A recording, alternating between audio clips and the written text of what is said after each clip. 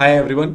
आज हम स्टडी करने वाले हैं किंगडम प्रोटिस्टा के बारे में। और किंगडम प्रोटिस्टा जैसा कि आप लोगों को पता है कि सिंगल सेल्ड यूकैरियोटिक ऑर्गेनिज्म से इंक्लूडेड होता है। So without wasting any time let's start.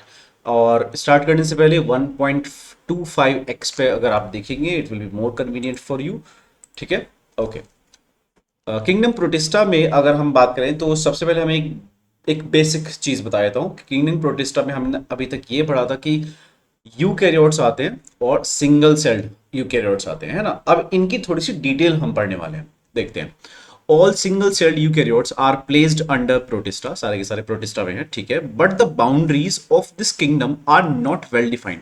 Boundaries का मतलब है कि क्लियर कट आप लाइन नहीं बना सकते कि भाई ये अगर इसमें ये एक दो तीन चार ये पर्टिकुलर फीचर्स हुए तो ये किंगडम प्रोटिस्टा में है, और अगर एक दो फीचर एक्स्ट्रा पाएगा ये दूसरे किंगडम में है। नहीं, ऐसा नहीं कर सकते। तो थोड़ा क्लियर कट बाउंड्रीज नहीं है हमारे पास, बायोलॉजी में ऐसा होता भी नहीं है, बट है हमारे पास कुछ फैक्टर्स हैं, लेकिन बिल्कुल क्लियर कट बाउंड्रीज नहीं है। What may be a photosynthetic protestant to one biologist may be a plant to another। कहने का मतलब ये है, अब जैसा कि मैंने कहा 1 2 3 4 5 पांच कैरेक्टर्स ऐसे हैं, पांच फीचर्स ऐसे हैं एक पर्टिकुलर सेल के अंदर कि भाई एक बायोलॉजिस्ट को लग रहा है कि वो क्या है, एक प्रोटिस्ट है, मतलब मेंबर ऑफ प्रोटिस्टा है ना, तो प्रोटिस्ट है। अच्छा, लेकिन एक सिक्स्थ और सेवेंथ बाद में हमें दो फीचर्स और पता लगे। फिर दूसरे बायोलॉजिस्ट ने कहा नहीं यार, कि 6 और 7 नंबर के फीचर के हिसाब से मुझे लग रहा है कि ये ना एल्गी वाले प्लांट के अंदर मैं इसको डाल सकता हूँ। तो अलग अलग बायोलॉजिस्ट का अलग अलग व्यू हो सकता है इसके बारे में, ये कहना चाह रहे हैं। In this book we include chrysophytes, dinoflagellates, euglenoids, slime moulds and protozoans under protista.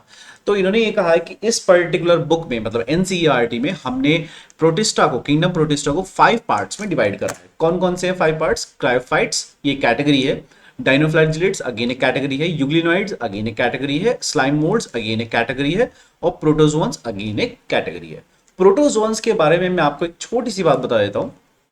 Protozoans actually में ये जो कैटेगरी है हमारी प्रोटोजोन्स वाली, ये एक्चुअली में एक अलग किंगडम हुआ करता था, फाइलम प्रोटोजोआ। अर्लियर जो हम बुक्स पढ़ते थे तो फाइलम प्रोटोजोआ के नाम से पढ़ते थे। इसके अंदर डिफरेंट डिफरेंट एनिमल्स वगैरह आते थे, ठीक है। लेकिन आज हम इसको किसके अंडर पढ़ते हैं? किंगडम प्रोटिस्टा के अंदर पढ़ते हैं, ठीक है। अच्छा, तो इसको फाइलम प्रोटोजोआ एनिमल किंगडम में ही आता था, किंगडम प्रोटोजोआ। तो ऐसा क्यों था कि ये एनिमल किंगडम में रखा गया था? वेल, इसके पास सेल वॉल नहीं थी। किंगडम प्रोटोजोन्स के पास, जो प्रोटोजोन्स थे उनके पास सेल वॉल नहीं थी, हेट्रोट्रॉफिक थे, है ना। तो इन कुछ फीचर्स की वजह से, और सिंगल सेल थे ऑब्वियसली, यूकैरियोटिक थे। तो इन कुछ फीचर्स की वजह से हमें लगा कि एनिमल में ज्यादा फिट रहेंगे। लेकिन अगेन, किसी को एनिमल में फिट लगा, किसी को ये प्रोटोजोन कैटेगरी प्रोटिस्टा में फिट लगी। तो इसलिए फिलहाल हम इस प्रोटिस्टा में पढ़ रहे हैं प्रोटोजोन, ठीक है। तो प्रोटोजोन कैटेगरी हमने इस पर्टिकुलर बुक के हिसाब से प्रोटिस्टा में रखी है, प्रोटोजोन कैटेगरी। तो the members of Protista are primarily aquatic. Primarily का यहां पर मतलब है कि ज्यादातर ज्यादातर एक्वाटिक हैं, कुछ टेरेस्ट्रियल हो भी सकते हैं, लेकिन ज्यादातर एक्वाटिक हैं। This kingdoms forms a link with the other dealing with plants, animals and fungi. अगर मैं आपको ठीक से एक स्ट्रक्चर बना के दूं, जो कि हम साइड बुक में या रेफरेंस बुक्स में पढ़ते हैं, तो हमने ये सबसे पहले पढ़ा है कि भाई सबसे पहले किंगडम मोनेरा आया, मतलब कि इवोल्यूशन के हिसाब से। तो किंगडम मोनेरा के बाद आया किंगडम प्रोटिस्टा, इस तरीके से ये आ गया प्रोटिस्टा। यहां पे ले लेते हैं प्रोटिस्टा, ओके। अब किंगडम प्रोटिस्टा से फिर आगे ये तीन किंगडम्स डेवलप हुए। तो मतलब जो हमने पढ़ा है ना, किंगडम फंजाई और किंगडम एनिमेलिया, और हमने पढ़ा था किंगडम प्लांटे, है ना। तो ये इस तरीके से निकले हैं। अगर मैं आपको क्लियरली बताना चाहूं तो हमने ये पढ़ा कि मोनेरा से प्रोटिस्टा डेवलप हुआ है, मोनेरा से प्रोटिस्टा डेवलप हुआ है। फिर प्रोटिस्टा से एक बार फंगस, मतलब एक साइमल्टेनियसली डेवलपमेंट हुआ है। साइमल्टेनियसली मतलब एक साथ फंगस डेवलप हुआ। फिर कहीं कहीं पे एनिमल्स डेवलप हुए और कहीं कहीं पे प्लांट्स डेवलप हुए। तो लेकिन मोनेरा से डायरेक्ट ये तीन किंगडम्स, फंजाई, एनिमल, प्लांट, ये नहीं बन सकते थे। तो इसका मतलब बीच में प्रोटिस्टा आना जरूरी था। तो that's why protista is connecting all the three, इन तीनों को कनेक्ट करता है, फंगस, एनिमिलिया और प्लांटे को। तो यही लिखा हुआ है कि फॉर्म्स अ लिंक, एक लिंक बनाता है with the others dealing with the plants animals and the fungi. ठीक है, बीइंग यूकैरियोट्स, क्योंकि यूकैरियोटिक के पर्टिकुलर के बारे में हम बात करते हैं, द प्रोटिस्टन सेल बॉडी, मतलब प्रोटिस्टा जो ऑर्गेनिज्म है उसकी cell body contains a well defined nucleus, जिसकी वजह से वो यूकैरियोटिक है, and other membrane bound cell organelles. Other membrane bound cell organelles का मतलब क्या है? आपने जब यूकैरियोटिक और प्रोकैरियोटिक के बीच में डिफरेंस पढ़ा होगा तो आपने एक और चीज पढ़ी होगी कि जो यूकैरियोट्स होते हैं, अगर मैं ऐसे यूकैरियोट बना के दिखाऊं तो उसमें केवल न्यूक्लियस नहीं होता, उसके अंदर माइटोकॉन्ड्रिया भी प्रेजेंट होता है, राइट? तो माइटोकॉन्ड्रिया एक मेम्ब्रेन बाउंड सेल ऑर्गेनल है ना? तो आपने मेम्ब्रेन बाउंड सेल ऑर्गेनल्स भी पढ़े होंगे। तो मेम्ब्रेन बाउंड सेल ऑर्गेनल्स किस में प्रेजेंट है?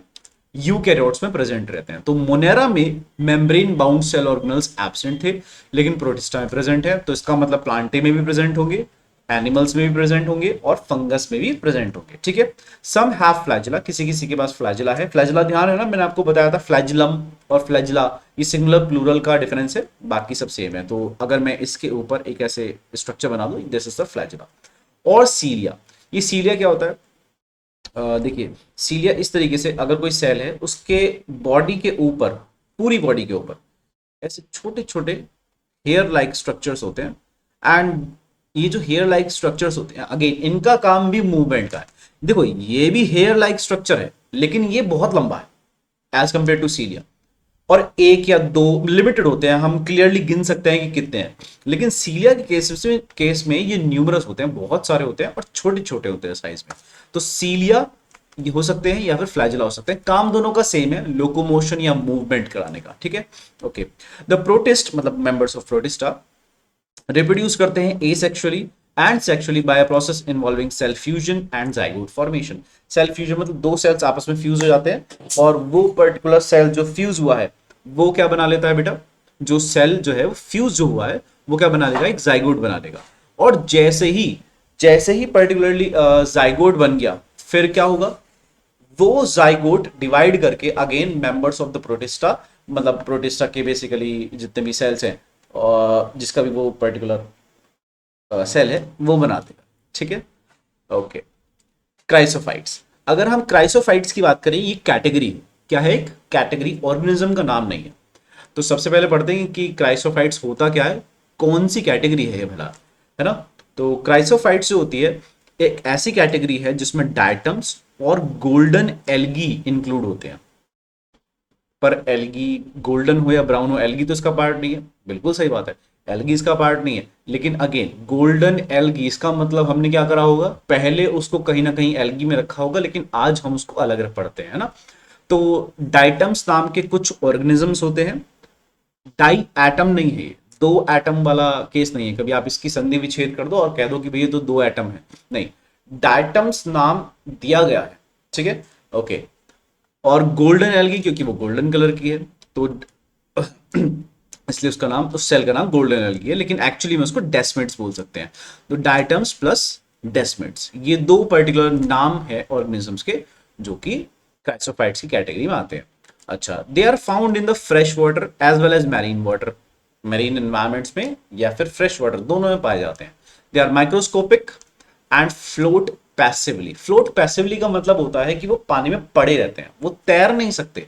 मतलब ऊपर, पानी के ऊपर, जैसे पानी की जो सतह है ये मान लिया हमने, और यहां पर उस पड़े रहेंगे। ऐसा नहीं है कि स्विम करके आगे चला जाएगा या स्विम करके पीछे चला जाएगा या स्विम करके नीचे चला जाएगा, नहीं, बस पड़ा रहेगा पानी में।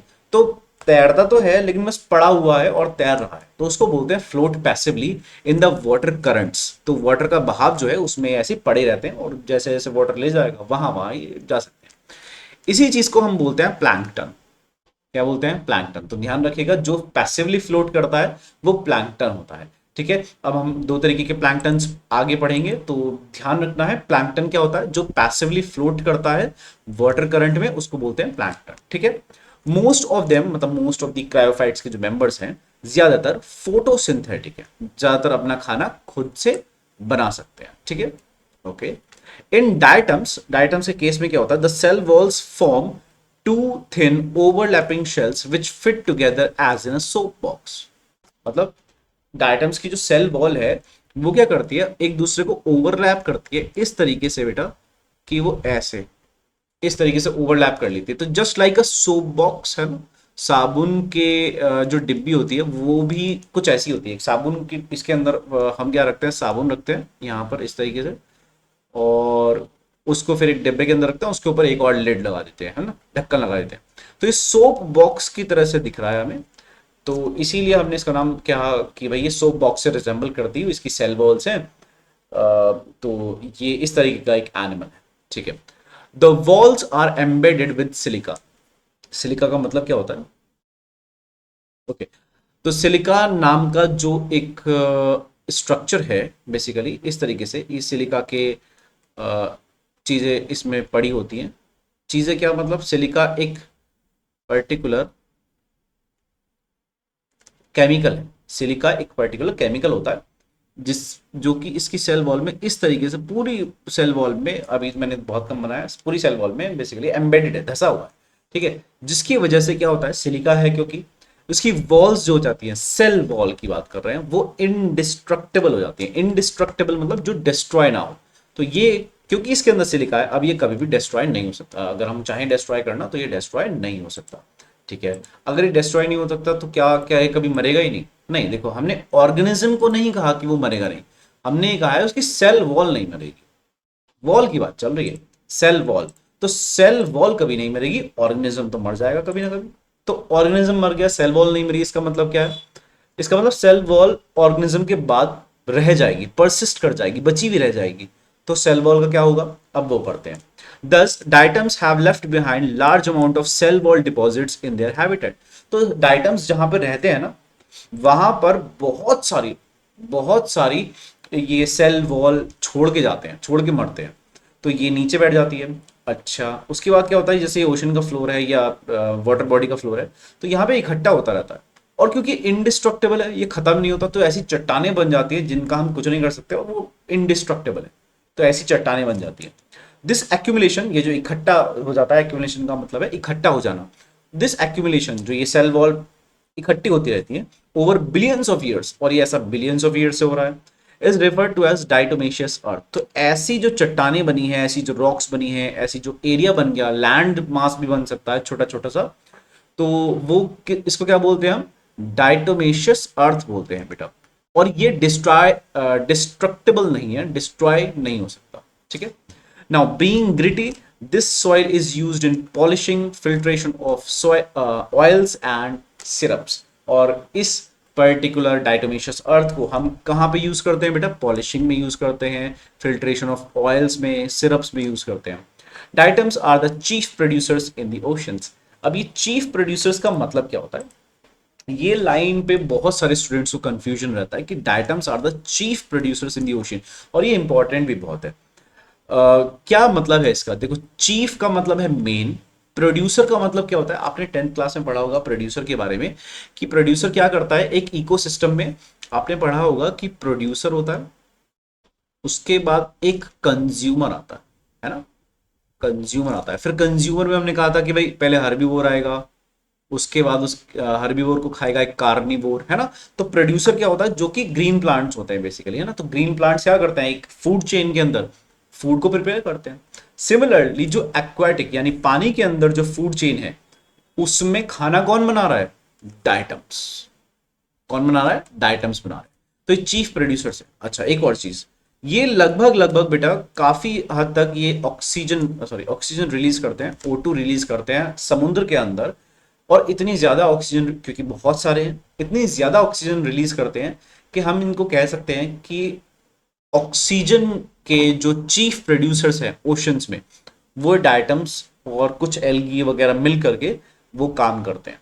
तो ये जो माइक्रोस्कोपिक ऑर्गेनिजम्स हैं, ये प्लांट से ज्यादा ऑक्सीजन को रिलीज करते हैं, ठीक है। लेकिन ऑक्सीजन रिलीज करना और इस लाइन का मतलब, प्रोड्यूसर्स का मतलब, आपस में दोनों का इस टाइम तो रिलेशन नहीं है, लेकिन जब हम 12th क्लास में पढ़ते हैं तब हमें समझ में आता है कि अच्छा, ऑक्सीजन रिलीज जो होती है वो भी बहुत ज्यादा होती है, और प्रोड्यूसर तो यहाँ पे बता ही दिया हमें इस पर्टिकुलर चैप्टर के इस पर्टिकुलर लाइन में, है ना। तो ये प्रोड्यूसर, प्रोड्यूसर का मतलब क्या होता है, जो खाना प्रोड्यूस करता है। तो ओशंस में खाना कौन मेन, स्टार्टिंग में मेन खाना कौन प्रोड्यूस कर रहा है, डाइटम्स, ठीक है। ओके, अब दूसरी कैटेगरी पे आते हैं जिसका नाम है डाइनोफ्लैजिलेट्स। ये एक ऐसी कैटेगरी है जो कि बहुत ज़्यादा इंपॉर्टेंट है बिकॉज ऑफ इट्स एग्जाम्पल गोनोलॉग्स। ठीक है, ये गोनोलॉग्स का जो एक एग्जाम्पल है वो बहुत ज़्यादा इंपॉर्टेंट है, देखते हैं कि कैसे इंपॉर्टेंट है। डाइनोफ्लैजिलेट्स, ठीक है, these organisms are mostly marine, ज़्यादातर मैरीन है, खारे पानी में रहते हैं, एंड फोटोसिंथेटिक, फोटोसिंथेसिस करते हैं। They appear yellow, green, brown, blue और red depending on the main pigment present in their cells. मतलब कि सेल के अंदर कौन सा पिगमेंट प्रेजेंट है उसके बेसिस पे या तो ये येलो हो सकते हैं भाई, या ये ग्रीन हो सकते हैं, या ये ब्राउन हो सकते हैं, या ये ब्लू हो सकता है रेड भी हो जाए। तो पिगमेंट के ऊपर डिपेंड करेगा कि वो कैसे नजर आ रहे हैं। ठीक है, the cell wall has stiff, stiff का मतलब होता है hard, hard cellulose plates on the outer surface. तो जैसा कि आप देख रहे हो ये ना, ये जैसे ये आउटर, ये जो प्लेट्स हैं बेसिकली, तो ये जो प्लेट्स है बेसिकली ये क्या है, ये सेल्यूलोज की बनी है, प्लेट्स लगी हुई हैं, तो उसकी वजह से एक हार्डनेस मिलती है इन डायनोफ्लैजिलेट्स को। ठीक है, most of them have two flagella, देखो एक फ्लैजिला ये रहा और एक फ्लैजिला इसका ये रहा, तो दो फ्लैजिला होते हैं ज्यादातर केसेस में। One lies longitudinally and the other transfers in a furrow between the wall plates.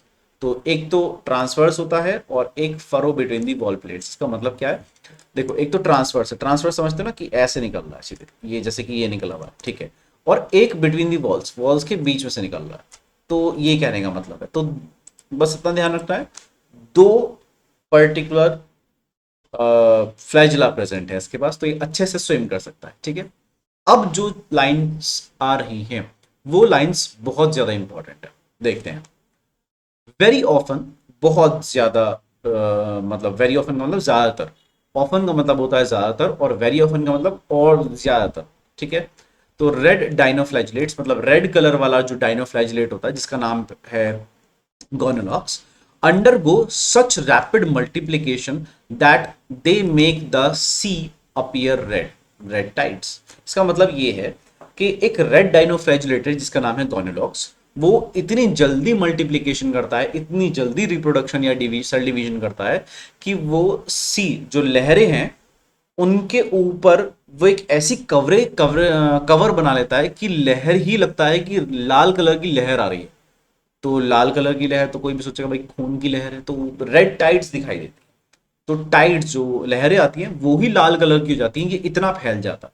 ठीक है, अच्छा लेकिन इसके साथ एक डिसएडवांटेज है, क्या, toxins release by such large numbers में even kill other marine animals such as fishes.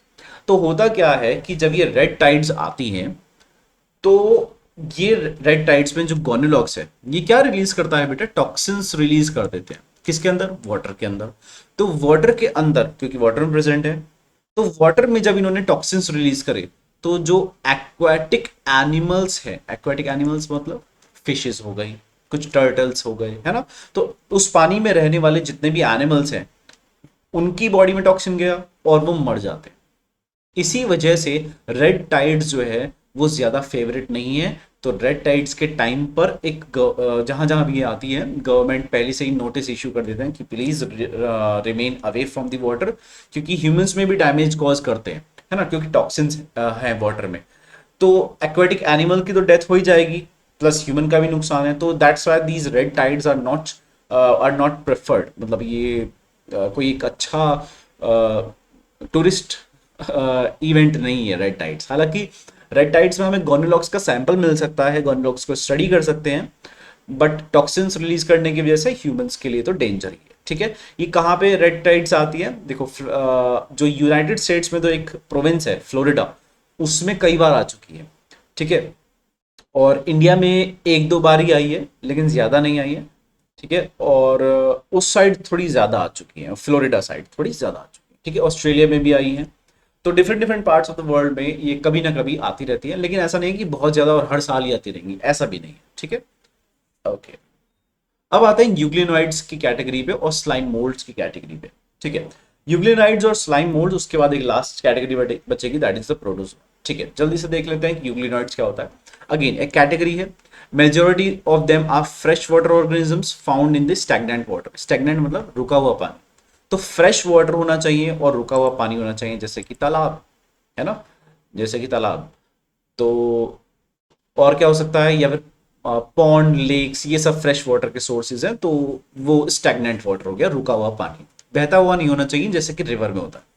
Instead of cell wall, अब देखो इसमें एक इंपॉर्टेंट चीज, सेल वॉल नहीं है, इंस्टेड ऑफ सेल वॉल के अलावा, सेल वॉल के प्लेस पे दे have a protein rich layer called pellicle. इनके पास सेल मेम्ब्रेन से ऊपर एक लेयर है जिसका नाम है पेलिकल। तो अगर मैं कहूं कि भाई ये एक सेल मेम्ब्रेन है, उसके ऊपर एक लेयर प्रेजेंट होती है इस तरीके से, और इस लेयर का नाम क्या है, पेलिकल। और ये प्रोटीन की, पेलिकल प्रोटीन की बनी हुई है। अच्छा, इससे क्या होगा, इनकी बॉडी और ज्यादा फ्लेक्सिबल हो जाएगी, और ज्यादा फ्लेक्सिबल हो जाएगी, which makes their body flexible.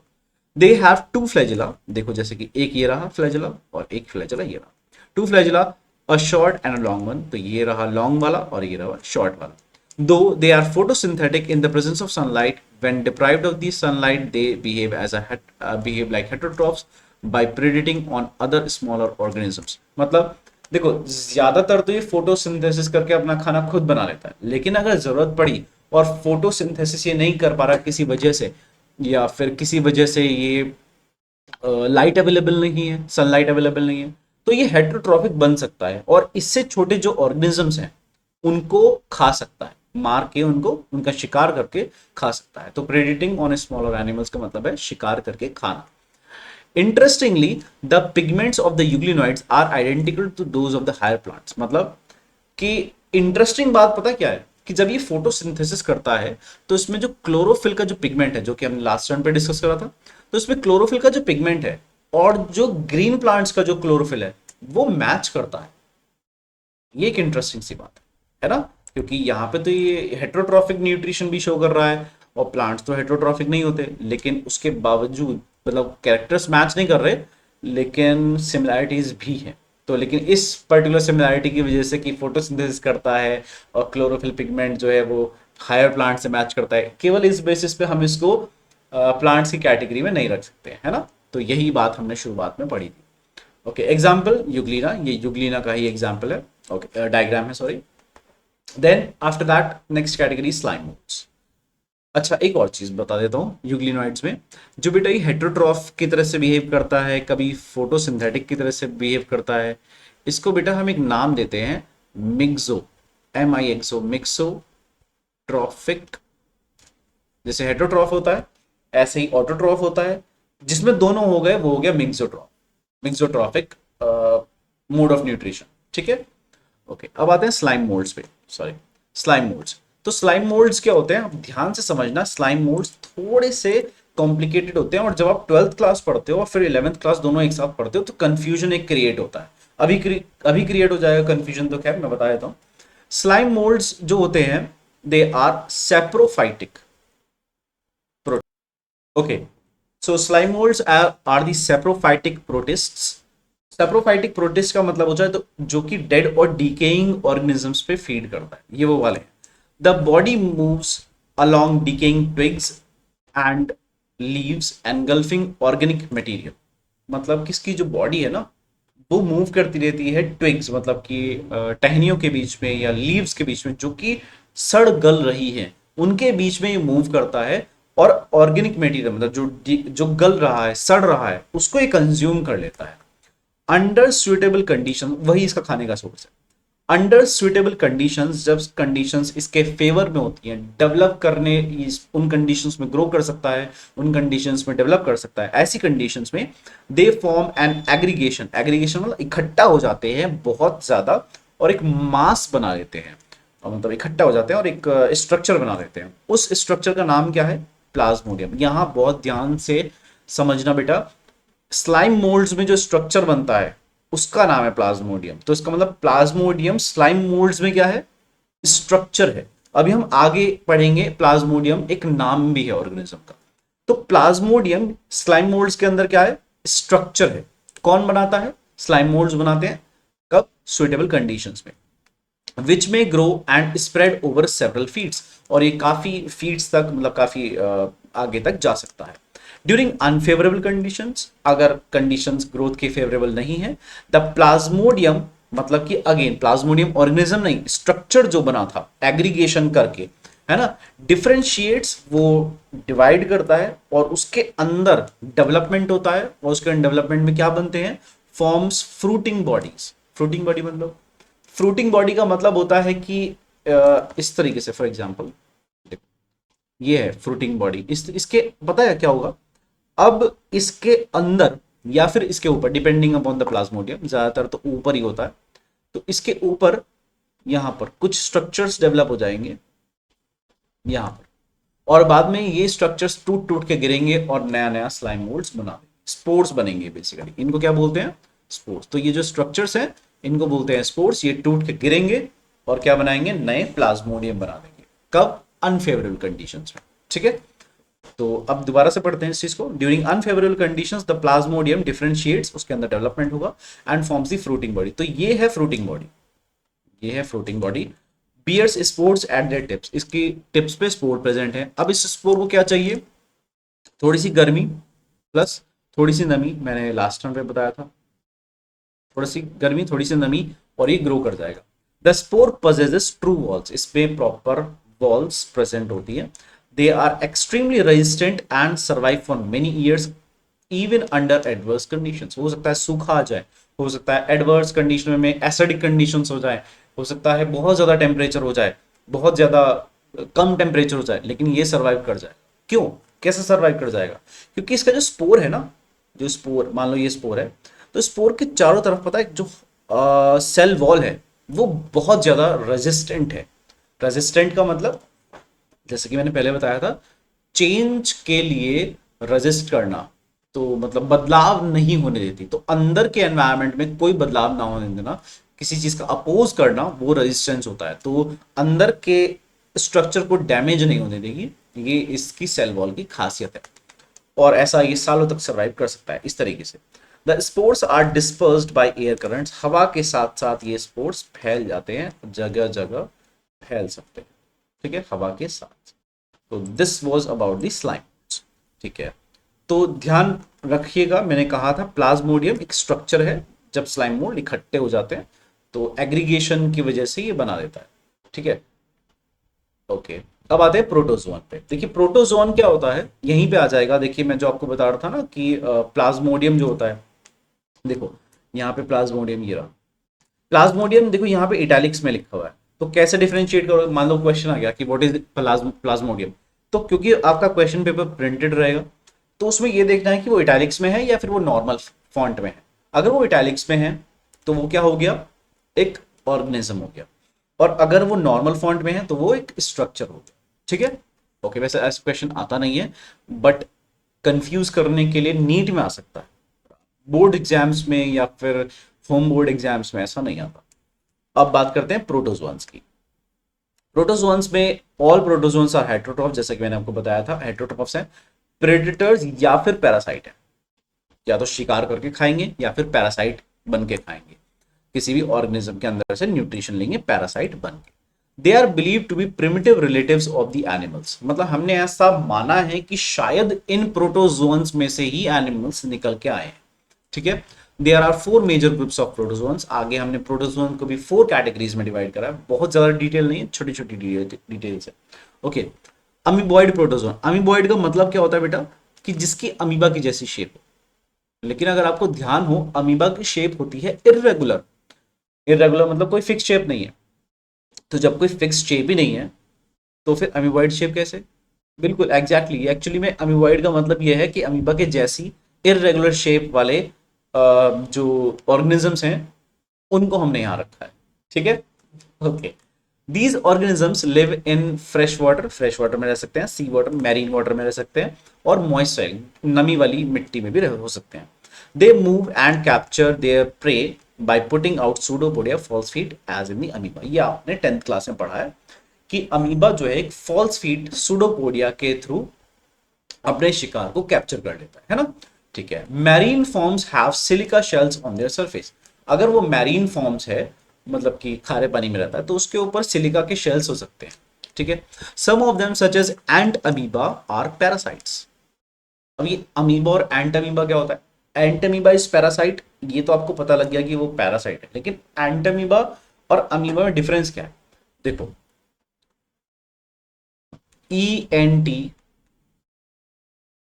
और अमीबा। अगेन इसकी संधि विच्छेद कर लेंगे,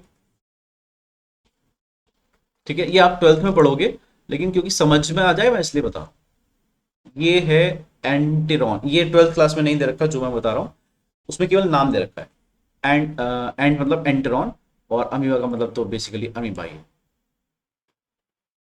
एंट्रॉन, एंट्रॉन मतलब होता है इंटेस्टाइन, तो इंटेस्टाइन में रहने वाला अमीबा, और इसका पूरा नाम है एंटामीबा हिस्टोलाइटिका, ठीक है, ये इसका पूरा नाम। अब हिस्टोलाइटिका का भी संधि विच्छेद कर लेते हैं, जब इतना कर लिया तो ओके।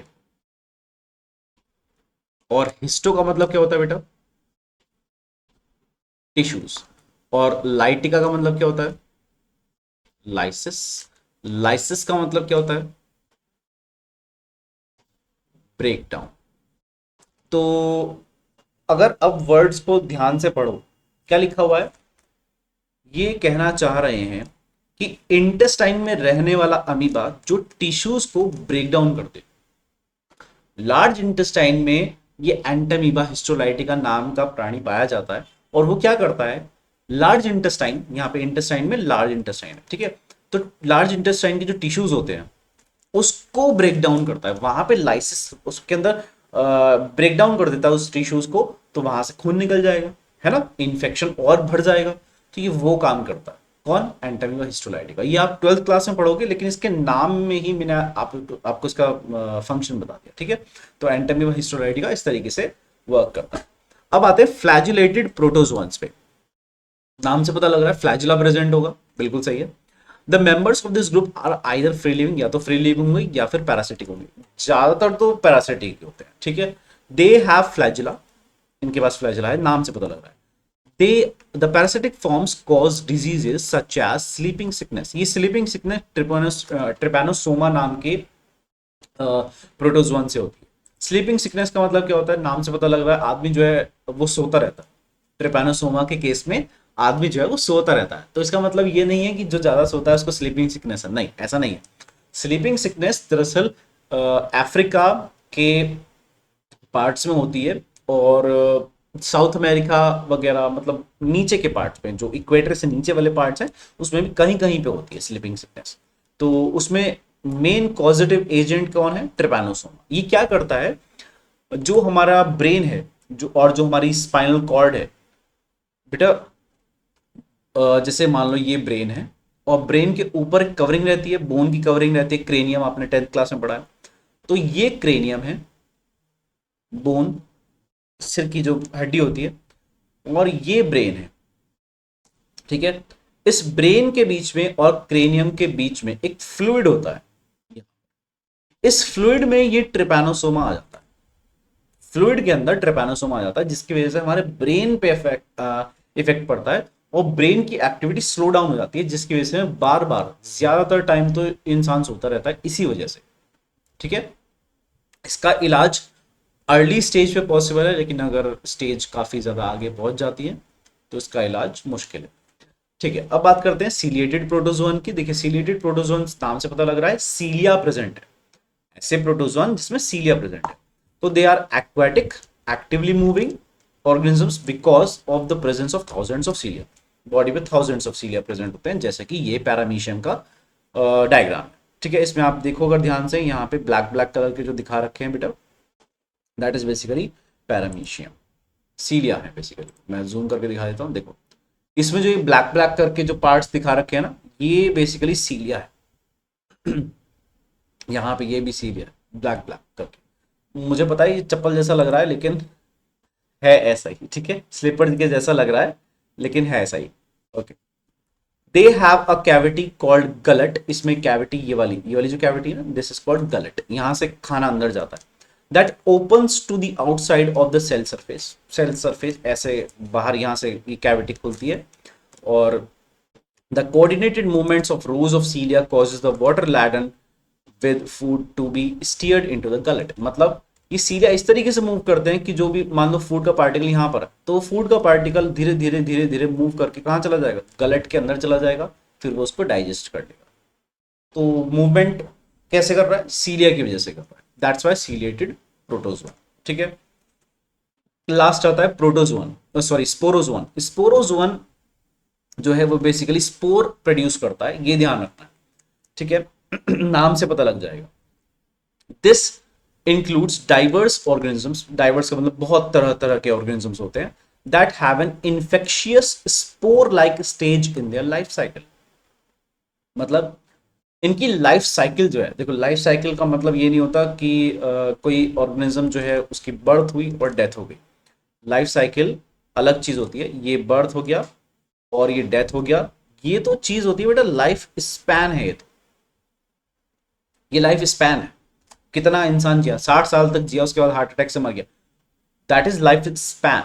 तो लाइफ साइकिल क्या है, जब आप किसी का रिप्रोडक्शन पढ़ते हो तो उसको जब हम एक साइकिलिक फॉर्मेट में बताते हैं, वो होता है लाइफ साइकिल। साइकिल सर्कुलर, उसका जो व्हील होता है वो सर्कुलर होता है। तो लाइफ साइकिल जो होती है वो कुछ इस तरीके से रिप्रेजेंट होती है कि रिप्रोडक्शन का एक इवेंट यहाँ पे आता है, एक इवेंट यहाँ पे आता है, एक इवेंट यहाँ पे आता है, इस तरीके से। मतलब जरूरी नहीं कि एग्जैक्टली यहीं पे आएगा, पर उसके इवेंट्स जो होते हैं वो सर्कुलर मैनर में रिपीट करते हैं, सर्कुलर मैनर में रिपीट करते हैं। मान लीजिए कि ये एक फ्रॉग है, फ्रॉग ने एग प्रोड्यूस करे, एग प्लस स्पर्म प्रोड्यूस करे, उस स्पर्म और एग ने फ्यूज करके फिर आगे लार्वा बनाया, टैडपोल लार्वा। वो टैडपोल लार्वा ग्रो करा इनटू द यंग फ्रॉग। वो यंग फ्रॉग ग्रो करके अडल्ट फ्रॉग में बना, तो ये अडल्ट फ्रॉग है। अडल्ट फ्रॉग ने फिर वही काम करा, क्या काम करा, एग और स्पर्म वाला काम करा। तो ये आप देख रहे हो, हम इंडिविजुअल के बारे में बात नहीं कर रहे, हम ऑर्गेनिज्म कैसे फंक्शन कर रहा है उसके बारे में बात कर रहे हैं। तो उस तरीके से ये एक साइक्लिक पाथवे बन रहा है, ये होता है लाइफ साइकिल, ठीक है। तो ये अपनी लाइफ साइकिल में इंफेक्शन कॉज करते हैं with the help of a spore like stage की मदद से, ठीक है। द मोस्ट नोटोरियस, नोटोरियस मतलब जो बहुत ज्यादा परेशान करता है, इज प्लाज्मोडियम। अब देखो यहाँ पे ये अंडर इटैलिक्स में है तो ऑर्गेनिज्म है, प्लाज्मोडियम जो कि मलेरियल पैरासाइट है, मलेरिया कॉज करता है। Which causes malaria, a disease which has been staggering effect has which has a staggering effect on the human population। staggering का मतलब होता है जो कि बहुत ज्यादा एक सिग्निफिकेंट इफेक्ट डाल रही है, और काफी टाइम पहले तो इसने ह्यूमन की पॉपुलेशन को काफी कम भी करा था। किसने, मलेरिया ने, ठीक है। ये कैसी disease. So this completes our kingdom protista. If you have any questions please comment down below.